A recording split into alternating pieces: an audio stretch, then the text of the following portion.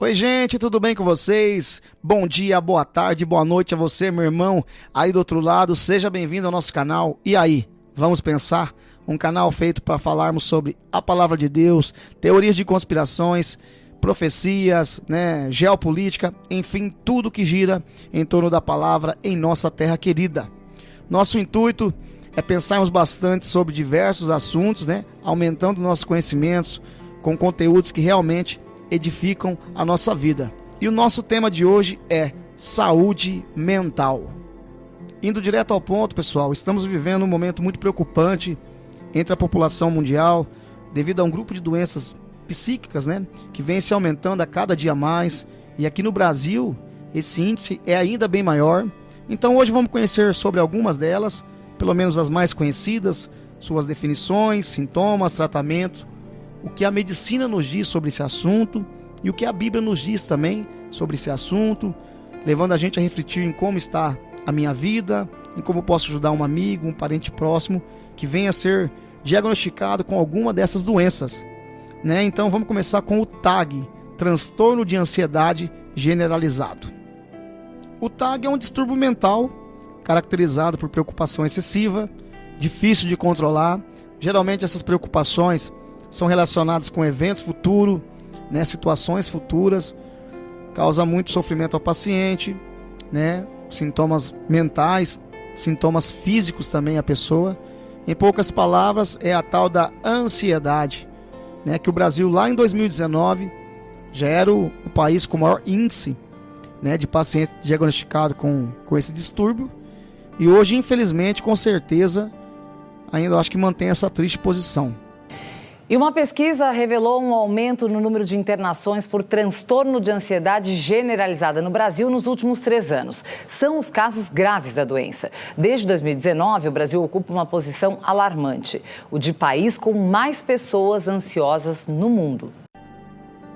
Talvez você conheça um amigo, uma pessoa próxima que já tenha passado por essa situação, ou até mesmo você já tenha passado ou esteja passando por essa situação.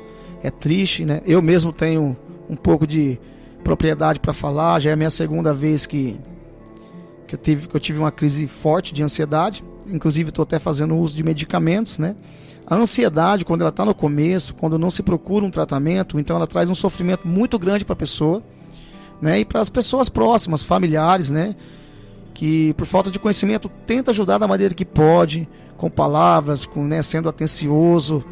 É importante demais o apoio familiar, mas ainda tem pessoas que pensam que é frescura, que é facinho de resolver, que é só uma coisinha da cabeça, que é procurar uma igreja que resolve, Não faz ideia de quão grande é o sofrimento de uma pessoa com uma crise de ansiedade forte.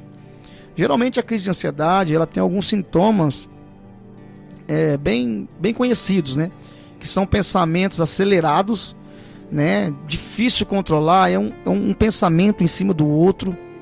A sua mente não consegue descansar. Geralmente esses pensamentos são intrusivos, entra na nossa mente sem que a gente queira, não tem como controlar, é muito difícil. Como por exemplo, pode aparecer um problema no seu dia a dia, por mais simples que seja esse problema, a sua cabeça já começa a montar os piores desfechos possíveis, para aquele problema. Então você começa a sofrer antecipadamente por uma coisa que talvez nem vai acontecer no futuro e você já está sofrendo agora no presente. Com isso, seu corpo, devido a essas ameaças, a esses medos, ele começa a reagir, causando alguns sintomas físicos não muito bons.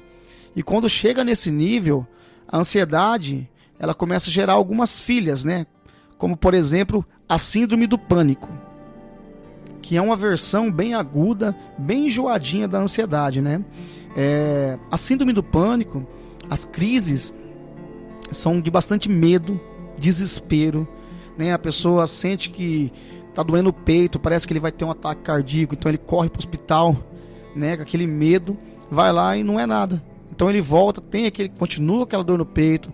É um sintoma bem comum também é o sufocamento. Parece que está faltando ar na pessoa, a pessoa não consegue respirar direito. A insônia, não consegue dormir, não consegue descansar, Então tem aquele pânico de lugares fechados. Por exemplo, a pessoa não entra no elevador, com medo do elevador no seu caminho ele travar e a pessoa ficar ali dentro.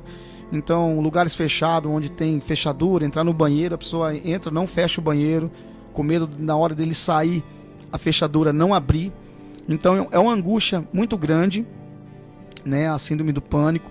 Também, a pessoa tem medo de enlouquecer, por causa desses pensamentos que não param, né? Então, para acabar com o sofrimento, algumas pessoas, infelizmente, né, até não querem viver mais, né? O pensamento de não querer viver mais. E entre outros sintomas, né? E a ansiedade também tem outra filha bem conhecida também, que é o TOC, transtorno obsessivo compulsivo, que é uma filha bem chatinha também, né? Tem algumas semelhanças com a síndrome do pânico, com a sua irmã, como por exemplo, medo excessivo, preocupação excessiva, difícil de controlar. A diferença do síndrome do pânico com o portador de TOC é que o portador de TOC, ele tem pensamentos repetitivos, então aquele sofrimento é grande nele, então ele tem para aliviar aquele sofrimento, então gera algumas compulsões, ele começa a fazer algumas coisas repetitivas, que parece que está aliviando, mas no fundo, com o tempo ele vai fazendo cada vez mais, a ponto de afetar a normalidade da sua vida, né? Então é um excesso de prevenções que acaba gerando rituais, como por exemplo, a pessoa vai trabalhar no seu serviço, vai com o seu carro, aí chega lá na frente, estaciona seu carro, entra para dentro para trabalhar, a hora que é 9 horas da manhã, será que eu fechei meu carro certinho? Aí ele vai lá conferir, confere as portas, aí 10 horas da manhã ele volta a trabalhar, a hora que é 10 horas da manhã ele vai lá, será que eu acionei o alarme? E fica com aquele medo de roubar o carro, então ele acaba indo umas 6 vezes por dia. Tem pessoas que ao caminhar pela rua começa a contar os quadradinhos da calçada, as rachaduras da calçada. Então tem pessoas que têm o medo constante de ser contagiado por uma doença transmissível. Então qualquer coisa que ele toca, ele lava a mão, acaba lavando 50, 100 vezes por dia, né? A sua mão chega até a machucar, né? De tanto lavar a mão com medo. Então pessoas que é perfeccionista ao extremo, né? Então são organizadores ao extremo. Daí tem entre outros sintomas, que são bastante sintomas de TOC, né? Então tem outra filha também, que é pouco conhecida, mas é bem atual, que é a síndrome de burnout, que é a síndrome do esgotamento que tem a ver com o trabalho. Digamos que a síndrome de burnout seja a filha caçula da ansiedade, né? Tem alguns sintomas parecidos com as demais irmãs, né? Mas ela é bem enjoadinha também. Então ela tem a ver com o trabalho. Como por exemplo, a pessoa se dedica demais ao trabalho, né? Um excesso demais ao trabalho.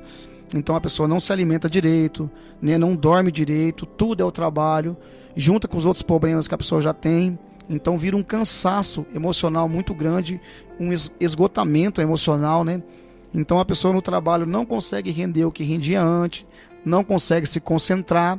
Com isso as cobranças de cargos superiores vêm na pessoa e vai gerando um estresse muito grande. Então a pessoa vai tendo uma angústia muito grande, vai trazendo medo para a pessoa. Então a pessoa tem alguns sintomas como alteração de pressão, a instabilidade, a irritabilidade, fica nervoso muito fácil, né? Então ela vai se afastando das pessoas, então ela vai se afastando socialmente e se não procurar um tratamento com especialista, né? Então ela pode ir escalando e chegar em outra doença que é muito conhecida entre nós, que digamos que seja a prima da ansiedade, né? Que você com certeza conhece, que é a depressão.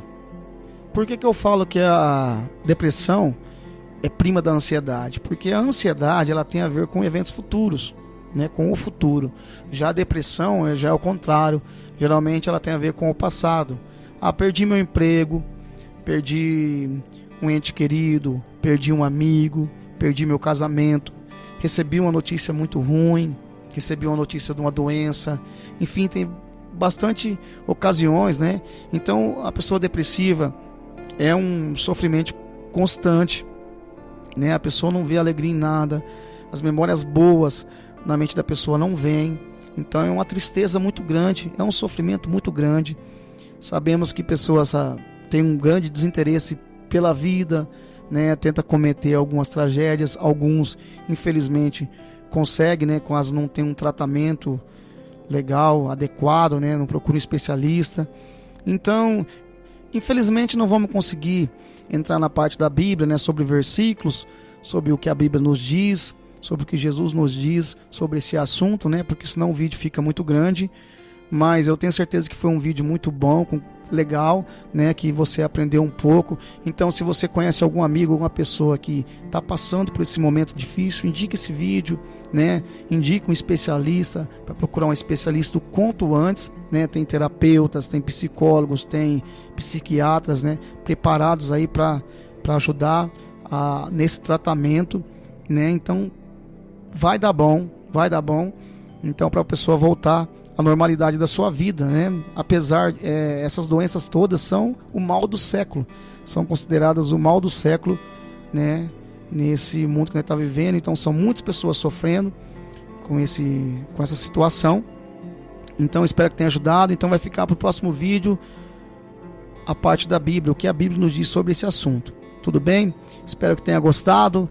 Até o próximo vídeo. Fique com Deus. Até mais.